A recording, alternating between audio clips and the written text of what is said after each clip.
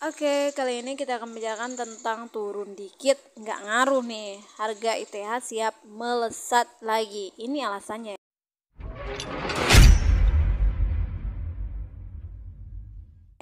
Sebagai aset kripto terbesar kedua berdasarkan kapitalisasi pasar, Ethereum atau ETH mendapat perhatian yang signifikan. Lonjakan terbaru di atas 2.000 US dollar menandakan pemulihan dari titik terendah tahun 2002.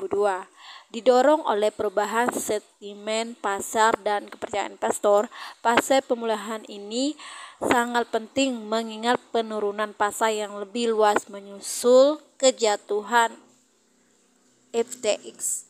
Meskipun totalitasnya adalah bagian dari pasar kripto, harga ETH telah menunjukkan ketahanan. Pemulihan dari titik terendah tahun 2002 menunjukkan tidak hanya kepercayaan pasar, tetapi juga kekuatan teknologi dasar dan dukungan komunitasnya. Bitcoin melaporkan support terhadap paling terdekat adalah Ethereum adalah sekitar 2.000 US dollar. Analis teknikal mencatat pembentukan bar bullish pada 9 November yang menunjukkan potensi untuk pertumbuhan berkelanjutan.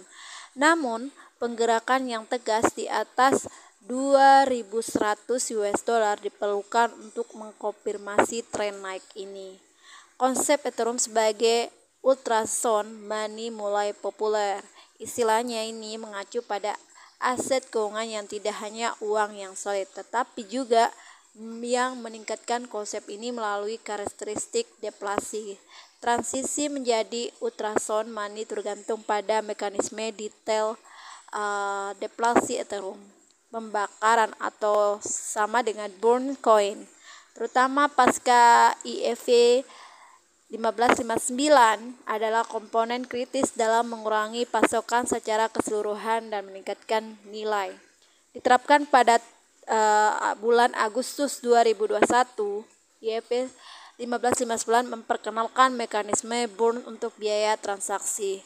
Ini mengakibatkan penghapusan lebih dari 3 juta ETH dari sirkulasi.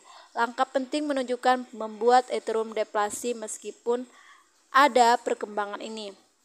Ethereum belum mencapai status ultrasound money. Tingkat inflasi tahunan masih melampaui tingkat burn-nya, menunda pencapaian tujuan ini. Manuver strategis Grayscale. Di sisi lain, Grayscale Investment menggunakan aplikasi ETF berjangka Ether-nya secara taktis untuk mempengaruhi keputusan CAC. Pendekatan ini bisa membuka jalan untuk persetujuan spot Ether ETF mereka. CAC menghadapi dilema regulasi. Menyetujui ETF berjangka Ether Grayscale dapat menimbulkan pertanyaan tentang pelakuan terhadap produk kripto yang berbeda di bawah berbagai undang-undang. Berdasarkan laporan Cointelegraph, strategi Grayscale dilihat sebagai manuver cerdik untuk memaksa CAC ke dalam posisi sulit. Jika CAC menyetujui ETF berjangka, mereka mungkin harus menerangkan mengapa mereka melakukan ETF spot dan berjangka secara berbeda. Analis ETF Bloomberg, James Seyffart, memberikan wawasan tentang taktik Grayscale. Dia melihat pendekatan mereka sebagai pemain catur strategis, bertujuan untuk memojokkan CAC ke dalam keputusan yang menguntungkan tujuan Grayscale. Keputusannya adalah untuk mengajukan ETF berjangka Ether mereka melalui formulir 19B sampai 4 adalah langkah yang tidak bisa dan tidak biasa namun strategis. Langkah ini diinterpretasikan sebagai upaya sengaja untuk menciptakan preseden regulasi yang dapat menguntungkan aplikasi ETF spot mereka.